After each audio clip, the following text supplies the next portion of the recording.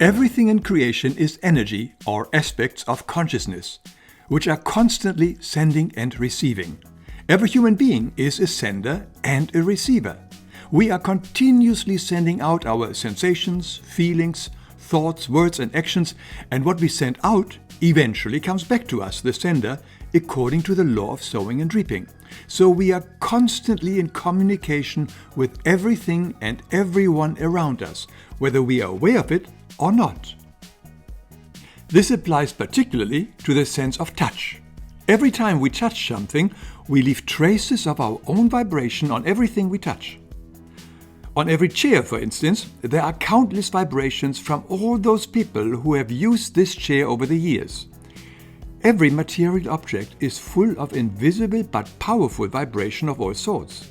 So every person coming in touch with such an item absorbs all corresponding vibrations which vibrate in his plane of consciousness. Strictly speaking, he becomes infected with them and can even identify himself with them. Let me give you an example. When we are in a department store and we see a pretty fabric, beautiful furniture, or clothing, they often immediately impel us to touch them. That is not without danger. Most people don't know that every object is full of vibrations which were left behind from previous people who touched it or created it. These foreign vibrations are absorbed with our hands and then can flow into our aura, which is the mirror of our soul, of our consciousness and subconscious. Here we have all our correspondences, memories, cravings, wishes as thought complexes, which are nothing but energy fields. They are our soul burden, and they are now intensified by the similar vibrational sensation we may receive through our touch, thus creating an even greater negative energy field. This way, the sense of touch imperceptibly controls our mind and can stimulate us by reigniting old memories or thoughts, reawaken old programs, long-resolved issues or wishes in us, and can continue negative behavior which then become new correspondences, new and larger soul burdens. All this just by the simple act of thoughtless touching. And it is not just the vibrations of the persons who touched it before us. It is also the vibration of the person who created the object. What if the person did not enjoy making the item? Unfortunately, the majority of people do not relish their daily work.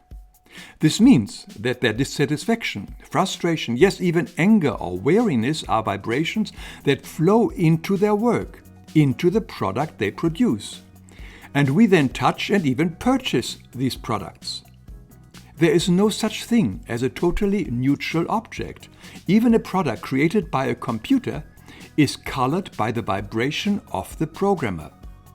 All the more reasons for us to do our daily work with a positive frame of mind, as it will eventually touch others.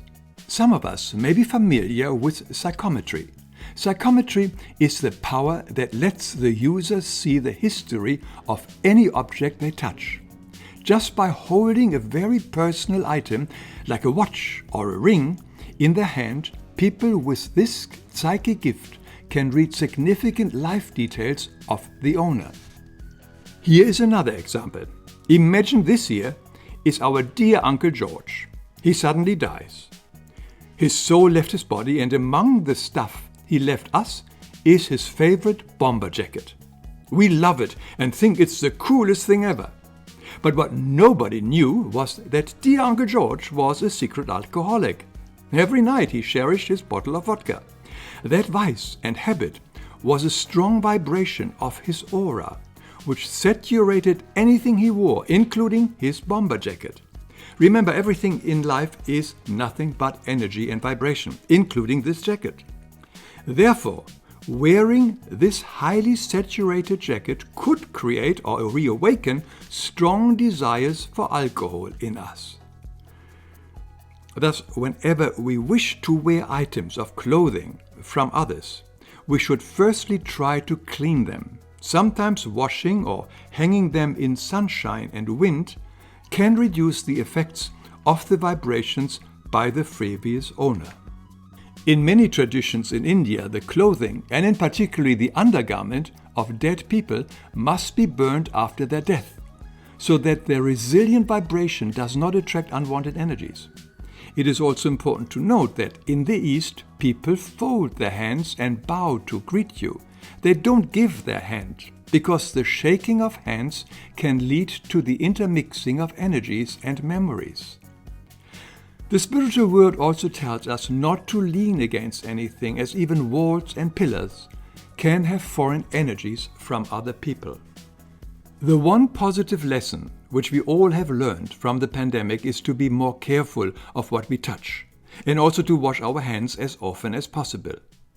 But now we know that it is not only the viruses and bacteria that we should be aware of, it is also the various vibrations from other people that ooze out from every item, chair or door handle. But let's not get fanatic here. We are mainly talking about thoughtless touching. The spiritual world advises us to slowly drop our habitual and compulsive need to touch things. The answer is here as always, living in the now, living in the moment, and being aware of what we are doing. I have taken a lot of the information for this video from the book The Level of Order of the Inner Path. I will put a link to this book below this video and look forward to seeing you next time. Please don't forget to subscribe.